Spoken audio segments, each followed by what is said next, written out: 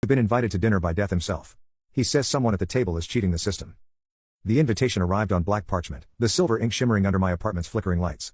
No envelope, no postage, just a card that hadn't been there when I'd gone to bed but sat prominently on my kitchen counter when I stumbled in for morning coffee. Your presence is requested for dinner. 8 p.m. Or something nice.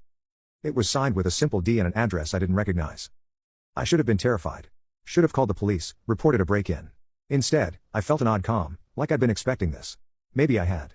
The dreams of the skeletal figure watching me from the foot of my bed had been coming more frequently lately. I wore my best black dress. It seemed appropriate. The address led to an elegant townhouse in a part of the city I'd never visited. The door swung open before I could knock. Right on time, said a tall, slender man with impossibly pale skin. I appreciate punctuality. His eyes were the giveaway, bottomless and ancient, holding the quiet darkness of the space between stars. Death, I presume? My voice didn't shake, which surprised me. He smiled. For tonight, you may call me Thanatos. Less intimidating for the other guests. Other guests? Of course. The dining room contained a long table set for 6. 3 people were already seated, each looking as confused as I felt. A middle-aged businessman kept checking his watch. A teenage girl with blue hair fidgeted with her silverware. An elderly woman sat perfectly still, hands folded in her lap. Death, Thanatos, guided me to my seat and took his place at the head of the table. Now that we're all here, he began, I should explain. Each of you was scheduled to die recently. The businessman dropped his fork. The teenager gasped. The old woman merely nodded. Car accident, Thanatos said, pointing to the businessmen. Heart attack, to the elderly woman. Overdose, to the blue-haired girl. Then he turned to me. And you, my dear, suicide. My blood ran cold. He wasn't wrong. 2 weeks ago, I'd stood on my balcony, 14 floors up, toes over the edge. Then my phone had rung, a wrong number, and somehow that trivial interruption had been enough to pull me back. But we didn't die, the businessman said, loosening his tie. No, Thanatos agreed. You didn't. 3 of you had legitimate reprieves, last-minute interventions that even I must honor. But one of you. His gaze swept the table, is cheating. Silence fell.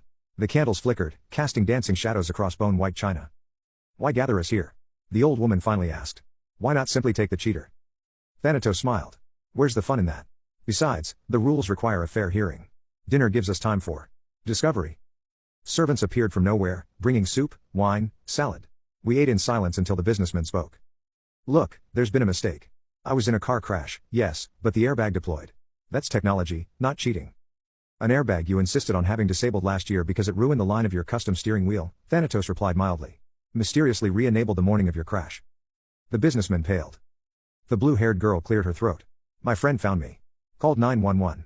That's not cheating, that's friendship. Your friend who never once checked on you before? Who felt a sudden, inexplicable urge to visit at 3 a.m. Thanatos raised an eyebrow. The elderly woman spoke next. My pacemaker. Modern medicine is a wonder. Indeed, Thanatos nodded. Though pacemakers don't typically restart themselves after battery failure. All eyes turned to me. I set down my fork. I just changed my mind, I said quietly. Thanatos leaned forward. Did you? Or did something change it for you?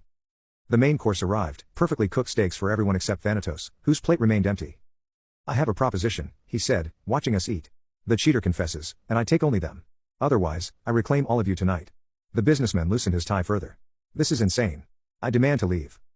No one leaves until we have resolution, Thanatos said, his voice suddenly cold enough to frost our wine glasses. We continued eating in tense silence. The blue-haired girl wiped tears. The businessman checked his watch compulsively. The old woman remained serene. As dessert arrived, I made my decision. It's me, I said. Thanatos tilted his head. Is it? I didn't just change my mind on that balcony. I felt something. Like hands pulling me back. And it wasn't the first time. I looked down. I've tried to die 3 times before. Something always intervenes. The old woman reached over and took my hand. No, dear. It's me. We all stared at her. I should have died 60 years ago, she said calmly. River accident. I was 22. But I made an arrangement. What kind of arrangement? The businessman asked. She smiled sadly. I traded places with my twin sister. She drowned instead of me. Thanatos watched her, expression unreadable. But that's not why I'm cheating now, she continued. My time finally came 2 weeks ago. But I'm not ready. I have a great-granddaughter about to be born. I just want to hold her once. Then she turned to face death directly. I've been borrowing time from others. Redirecting their close calls. Like your balcony moment, she nodded to me. I'm sorry. I felt a chill. My life had been saved at the expense of her accepting her own death. Thanatos sighed. The rules are absolute. A cheater must be claimed. Take me, the old woman said. Just let me see my great-granddaughter first.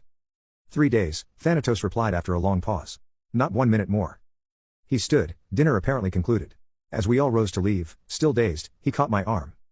"You've been given back your life 3 times now," he whispered. "What will you do with it?" I didn't have an answer. But as I stepped out into the night air, breathing deeply, I thought I might start looking for one.